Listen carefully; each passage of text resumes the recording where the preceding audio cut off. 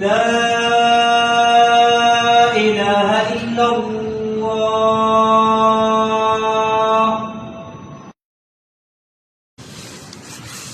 السلام عليكم، كيف الحال؟